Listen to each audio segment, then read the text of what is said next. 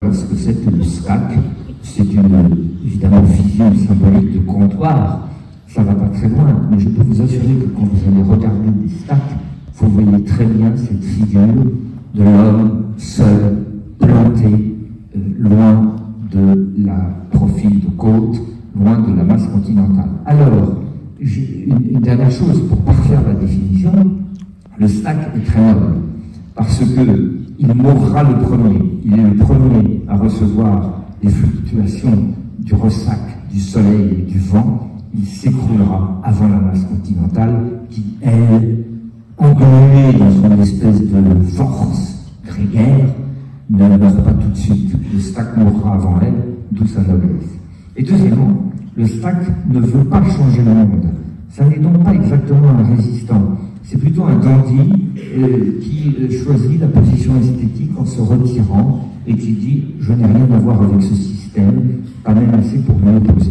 Alors moi je me suis dit, je vais faire comme ce que j'ai fait dans les îles éparses, je vais aller faire le passage en revue du maximum de STAC du monde. Oui, pas simplement sous le prisme de la géopolitique, mais aussi avec votre ferveur pour l'alpiniste, pas juste observer. Non, c'est-à-dire qu'à chaque fois j'associe moi à la contemplation visuelle et à la réflexion symbolique une part d'action. J'offre l'escalade comme une sorte de liturgie oblative nécessaire à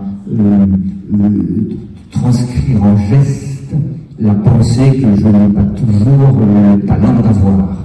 Si bien que j'ai besoin de grimper pour exprimer à la chose que je pense un certain nombre de mes idées. C'est comme une narration, si vous voulez. J'ai besoin de l'escalade, j'ai besoin du contact avec le réel pour en parler, pour le penser. Je ne suis pas un philosophe de l'abstraction qui peut parler des formes du relief en m'enfermant dans le secret de mon cabinet. Voilà pourquoi j'ai décidé de faire un voyage me portant au pied d'une centaine de stacks afin de les grimper.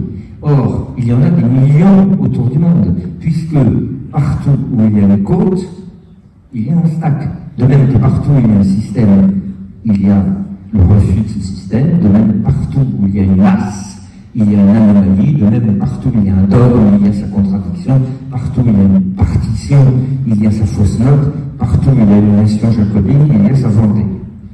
Alors, c'est un STAC.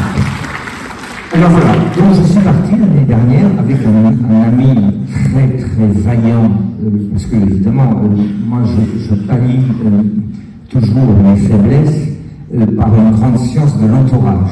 Alors j'ai des tas de camarades qui sont beaucoup plus capables que moi, mais qui me permettent d'aller dans des endroits qui seraient mieux sans moi, et dans des endroits où je ne serais pas vraiment capable d'aller. Et ce camarade s'appelle Daniel Dulac, c'est un ancien champion d'escalade des années 2005, 2006, 2007, guide de haute montagne, ancien entraîneur de l'équipe de France d'escalade. C'est lui qui était mon premier de cordée. Ensemble, nous sommes allés visiter 105 stacks autour du monde, du Cap Horn à l'Afrique du Sud, et de l'Afrique du Sud jusqu'au Shetland et des Féroé au Vietnam, aux Marquises et aux Philippines, et nous les avons escaladés pour leur rendre grâce et pour célébrer ce principe de la séparation, de l'isolement, de la distinction, et maintenant, un immense merci.